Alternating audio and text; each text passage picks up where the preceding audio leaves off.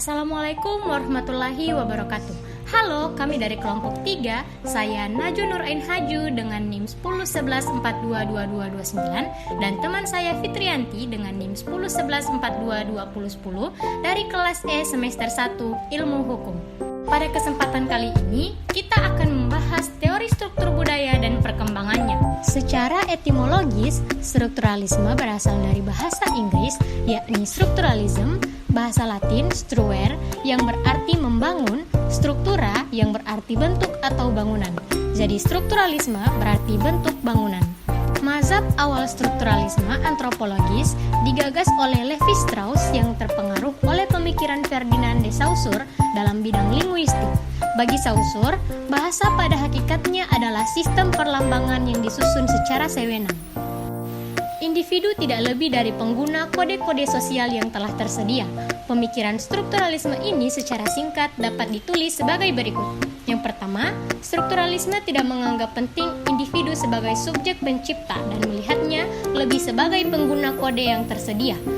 Yang kedua, strukturalisme memberikan perhatian yang sedikit pada masalah sebab akibat dan memusatkan dirinya pada kajian tentang struktur. Yang ketiga, strukturalisme tidak menganggap penting pertanyaan tentang sejarah dan perubahan dan lebih berkonsentrasi pada jalinan hubungan antara seperangkat unsur dalam satu sistem pada satu waktu tertentu. Bagi Levi Strauss, budaya adalah sistem simbolik atau konfigurasi sistem perlambangan. Untuk memahami suatu perangkat lambang budaya tertentu, kita harus lebih dulu melihatnya dalam kaitannya dengan sistem keseluruhan tempat sistem perlambangan itu menjadi bagian. Ketika berbicara tentang fenomena kultural sebagai sesuatu yang bersifat simbolik, Levi Strauss tidak mempermasalahkan referen secara empiris. Yang diperhatikan adalah pola-pola formal, bagaimana unsur-unsur simbol saling berkaitan secara logis untuk membentuk sistem keseluruhan. Ada beberapa asumsi yang mendasari penggunaan paradigma struktural dalam menganalisis kebudayaan. Yang pertama, strukturalisme mengandung sebuah unsur-unsur yang menyerupai adanya aktivitas sosial, seperti mitos, ritual, dan adanya sistem kekerabatan dan perkawinan, pola tempat tinggal, dan secara formal dapat dilihat sebagai bahasa, yaitu simbol yang menyampaikan sebuah pesan tertentu. Yang kedua, kaum strukturalisme mempercayai bahwa dalam diri manusia secara genetis terdapat kemampuan strukturing yang menyusun sebuah struktur tertentu di hadapan gejala-gejala yang dihadapinya. Dan yang ketiga, para strukturalisme mempercayai bahwa relasi fenomena budaya dengan fenomena lain kepada satu titik tertentu yang menentukan adanya makna fenomena tersebut. Claude Lévi-Strauss adalah tokoh dari teori strukturalisme. Yang paling dikenal oleh Levi adalah pemikirannya dalam teori oposisi biner.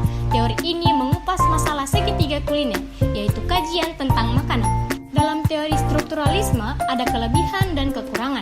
Kelebihan dari teori ini adalah menerapkan gagasan yang sebelumnya dituangkan dalam pemikiran liar. Sedangkan kekurangan dari teori ini adalah tidak mempertimbangkan masalah kekuasaan dalam menganalisis mitos-mitos. Strukturalisme memandang kebudayaan hanya sebuah abstraksi yang dapat aktif tanpa intervensi aktif dari manusia. Kebudayaan adalah struktur yang sudah ada dan terbentuk di dalamnya. Pendekatan jaringan sosial atau social network yang dianggap lebih mampu menjelaskan gejala sosial yang ada di masyarakat. Analisis jaringan sosial ini menekankan pada analisis situasional, bahwa tindakan sosial, perilaku, dan sikap seorang manusia dianggap tidak bisa lepas dari pengaruh lingkungannya.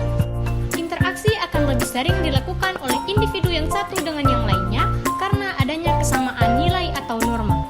Roland Barthes adalah seorang sosiolog jaringan yang memberi dukungan terhadap teori jaringan. Analisis jaringan memandang hubungan individu, komunitas, atau lembaga sebagai simpul dan ikatan. Simpul adalah aktor, individu, atau lembaga di dalam jaringan, sedangkan ikatan adalah hubungan antar aktor tersebut. Dari uraian teori di atas, dapat dilihat bahwa hal yang menjadi pembatas budaya adalah lingkungan, yaitu adanya penduduk yang heterogen. Terdapatnya penduduk yang memiliki latar belakang kelompok sosial yang berbeda-beda, misalnya ideologi, ras yang berbeda, akan mudah menyulut terjadinya konflik.